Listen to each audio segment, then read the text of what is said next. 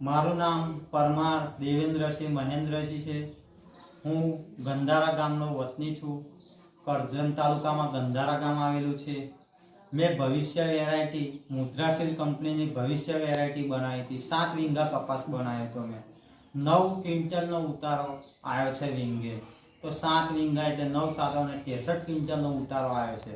એ variety હાઇટમાં પણ complete છે। વજન હોય તો એ સાહેબ ભાગે ના। હું મારા ખેડૂત મિત્રોને હું ખાસ વિનંતી કરું, હું ખેડૂત છે, ખેડૂત કોઈ દિવસ જૂઠું નહીં બોલે।